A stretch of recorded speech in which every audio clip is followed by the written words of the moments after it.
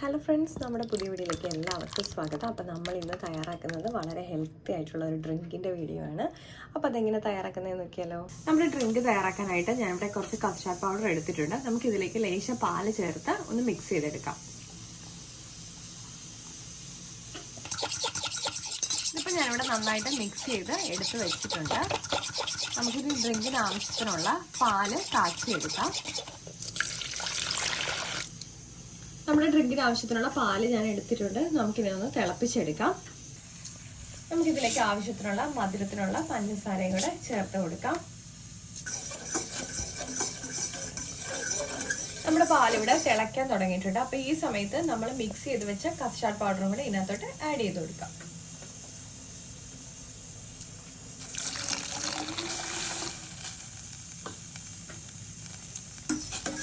ഇനി ഇത് നന്നായിട്ടൊന്ന് തിളച്ച് കുറുകി വരട്ടെ. നമ്മുടെ കസ്റ്റാർഡ് തിളച്ച് വന്നിട്ടുണ്ട്. ഈ ഒരു പരുവത്തിലാണ് ഞാനിത് ഓഫ് ചെയ്ത് കൊടുത്തേക്കുന്നത്. നമുക്കിതിന്ന് തണുക്കാനായിട്ട് മാറ്റി വെക്കാം. അതിനുശേഷം അതൊന്ന് ഫ്രിഡ്ജിൽ വെച്ച് ചെറുതായിട്ടൊന്ന് ചില്ല് ചെയ്തെടുക്കാം. ഇപ്പൊ നമ്മുടെ കസ്റ്റാർഡ് ഇവിടെ തണുത്ത് വന്നിട്ടുണ്ട്. നമുക്കിനി ഇതിലേക്ക് ഫ്രൂട്ട്സുകൾ ആഡ് ചെയ്ത് കൊടുക്കാം. അപ്പോൾ നമ്മുടെ തണുത്ത് വന്ന കസ്റ്റാർഡ് മിൽക്കിനകത്തോട്ട് ഞാൻ കുറച്ച് ഫ്രൂട്ട്സ് ആഡ് ചെയ്ത് കൊടുത്തിട്ടുണ്ട്. നമ്മൾ പുളിയുള്ള, അതായത് ഓറഞ്ച് അതുപോലത്തെ ഒന്നും ഇതിലേക്ക് ആഡ് ചെയ്ത് കൊടുക്കരുത്. അതുപോലെ തന്നെ നമ്മുടെ പാല് തണുത്തതിന് ശേഷം മാത്രമേ ഇതുപോലെ ഇതിലേക്ക് ആഡ് ചെയ്ത് നമ്മൾ ഫ്രൂട്ട്സ് ആഡ് ചെയ്ത് കൊടുക്കാവുള്ളൂ. അപ്പോൾ നമ്മുടെ ഹെൽത്തി ആയിട്ടുള്ള, അതുപോലെ തന്നെ വളരെ എളുപ്പത്തിൽ തയ്യാറാക്കാവുന്ന ഒരു ഡ്രിങ്കാണ്.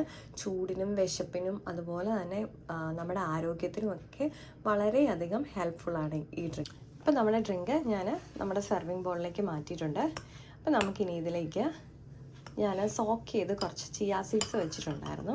അപ്പോൾ ചിയ സീഡ്സ് ഇല്ലെങ്കിൽ നമ്മുടെ നോർമൽ സബ്ജ സീഡ്സ് ആഡ് ചെയ്താലും മതി. അപ്പം അത് ഞാൻ ആഡ് ചെയ്ത് കൊടുക്കുകയാണ്.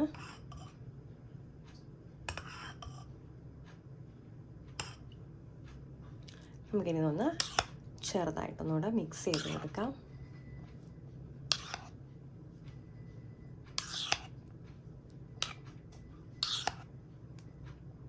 ഇതിപ്പോൾ ഓൾറെഡി നമ്മുടെ മിൽക്കൊക്കെ തണുപ്പൊക്കെ മാറിയിരിക്കുകയാണ്. അപ്പോൾ അതുകൊണ്ട് ഇങ്ങനെ കഴിക്കണമെന്നുണ്ടെങ്കിൽ ഇങ്ങനെ തന്നെ നമുക്ക് സെർവ് ചെയ്യാം. അല്ല, ഒന്നുകൂടെ ഫ്രിഡ്ജിൽ വെച്ചിട്ട് കഴിക്കണം എന്നുണ്ടെങ്കിൽ അങ്ങനെയാണെങ്കിലും കഴിക്കാം.